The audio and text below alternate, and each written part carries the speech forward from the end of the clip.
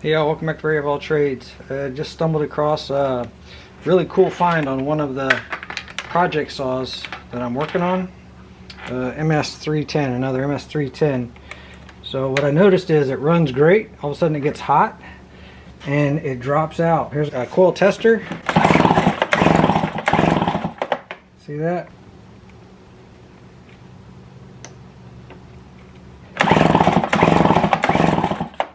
I'm on the ground lug of the saw. Got a very tight coil gap. You guys can see that. There's no jump in there at all. So once the coil gets hot, coil's dropping out. So let me get that coil swapped out and I'll show you guys what it's supposed to look like. And turn of events, I'm not going to be changing out the coil. I'm going to be trying to find a shorted wire. Or possibly changing the coil still. But anyway, here's your kill wire. That one that's right there. So here's a ohm tester. This wire right here is the other end of this black wire. This right here should have continuity right now. And then my master control switch is off. It should not have continuity over here to the ground wire, which is your kill. And obviously I do. So either the coil's bad or this wire's bad. Easy way to tell. Let's pull off this wire. Okay. If I still have ground, then the wire is shorted. If I don't have ground, then the coil is shorted. So let's take this to here. This is the other end of the wire. Should not over here. And see, I don't have continuity there, which means that this right here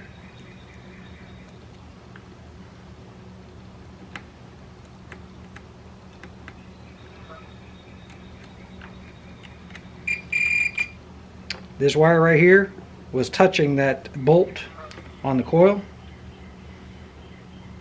Let's put it back.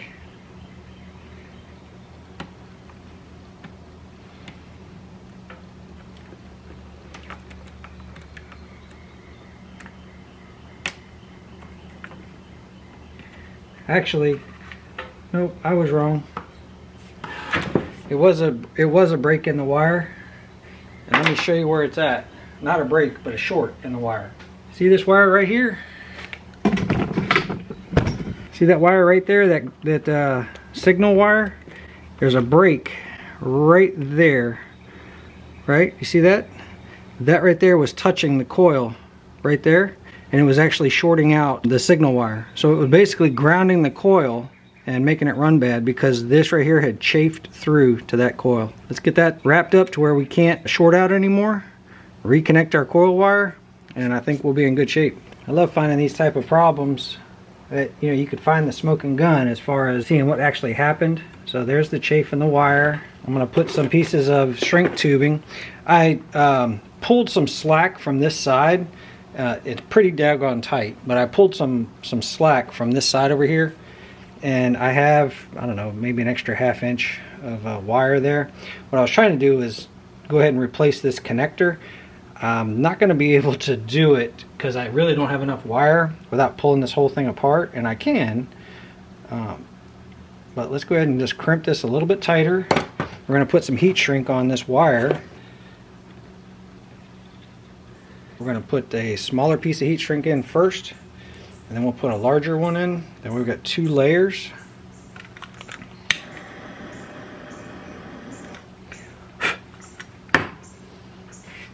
Kind of dangerous as some I can hear a few people now like, hey, you just put a flame into an area that's got a bunch of sawdust, and yes, I did.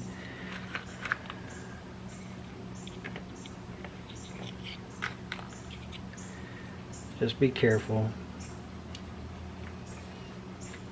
What's that whole thing about do as I say, not as I do?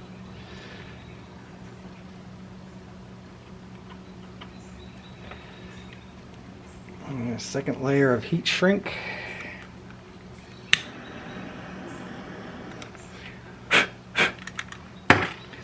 Make sure all that's covered. Let me shrink the end up a little bit.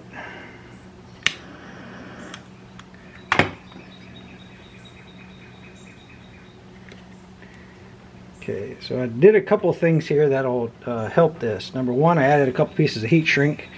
Also, I pulled some of the slack so it's not pulling so tight against the coil body, which honestly probably would have been enough, but I wanted a couple layers of tubing there. Let's make that tight on there, a little bit tighter.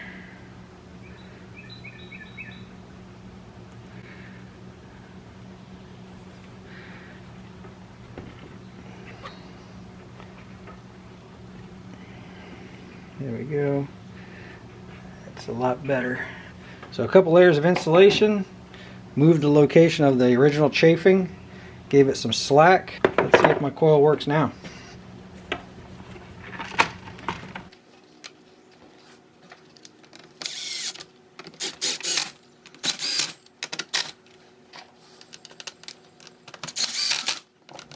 Okay, same coil tester. Come back to ground.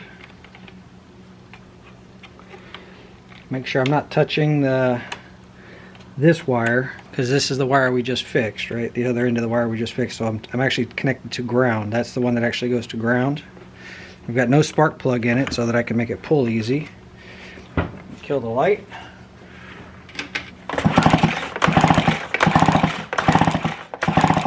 Y'all see that? We can open up the tester to test how good that coil is. Woo! That's a good strong coil. I know, because my finger was close to it and it went to my finger instead, and then it started jumping that. So a good strong coil, no reason to change it. Just a little bit of diagnosis. Let's make sure this thing runs. Let's see. I literally just had it running, so everything was still hot when I was doing the repair. So let's go ahead and try it on the warm start first.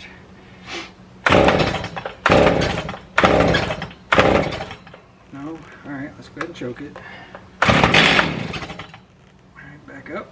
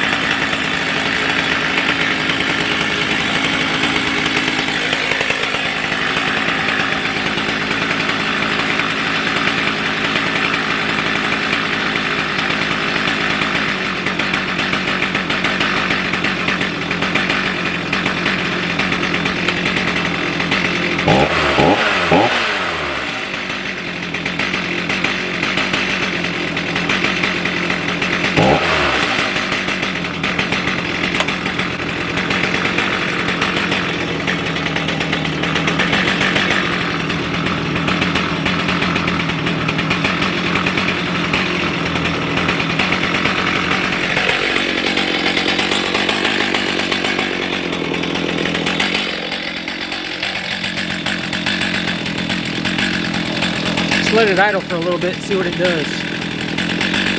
Last time it only lasted about 2 minutes before it died. Okay, she's been running for probably 10-15 minutes. We're sitting at idle. Let's see if she still throttles up like she's supposed to.